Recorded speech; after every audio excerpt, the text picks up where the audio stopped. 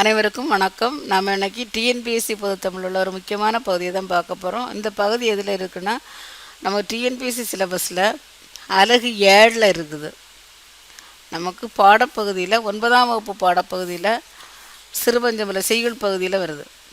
சிறுபஞ்ச மூலம் நீதி இலக்கியங்கள் உள்ளது. சங்க இலக்கியங்கள்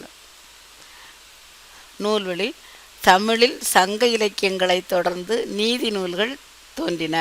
அவை 14 கணக்கு என தொகுக்கப்பட்டுள்ளன. அவற்றுள் ஒன்று சிறு பஞ்ச மூலம். 5 பஞ்சனாலே தெரியும், 5 சிறிய வேர்கள் என்பது இதன் பொருள். அவை கண்டங்கத்திரி, சிறு வழுதுணை, சிறு மல்லி, பெருமல்லி, நெருஞ்சி ஆகியன.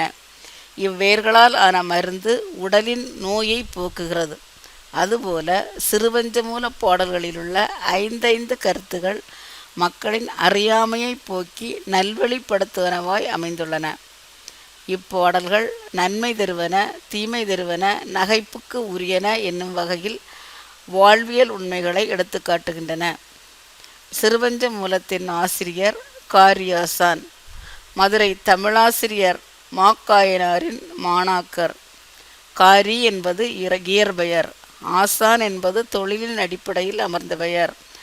மா காரியாசான் என்று பாயிரட்சிகள் இவரை சிறப்பிக்கிறது. இதிலிருந்து என்ன கேட்பாங்கன்னா, 5 வகை கருத்துக்களால் அமைந்த நூல், அதனால் 5 வகை அறக்கருத்துக்களை சொல்லக்கூடிய நூல் எது அப்படின்னு கேட்போம். நமக்கு அது சிறுபஞ்சமூலம். அடுத்தது இது வேற என்ன கேட்பாங்கன்னா, ஆசிரியர் யாருன்னு கேட்கலாம். அடுத்தது இதில் தெரியுமா பகுதி இந்த பக்கத்தில் இருக்குது, பார்த்துடுங்க. சிறுபஞ்ச மூலத்தின் ஒவ்வொரு பாடலிலும் 5 கருத்துகள் இடம்பெற்றுள்ளன. அதுபோலவே ஒரு பாடலில் 3, 6 கருத்துக்களை கொண்ட அறநூல்கள் 14 கணக்கு வரிசையில் அமைந்துள்ளன.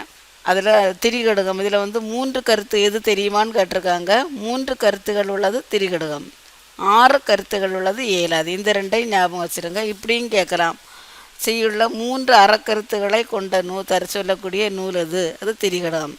6 அறக்கருத்துக்களை சொல்லக்கூடிய நூல் ஏலாதி. நன்றி. டிஎன்பிஎஸ்சி தொடர்பான அனைத்து வீடியோக்களும் பிளேலிஸ்டில் இருக்குது, பார்த்து பயனடையுங்கள். வீடியோ பிடிச்சிருந்தா சேனலுக்கு சப்போர்ட் பண்ணுங்கள். நன்றி.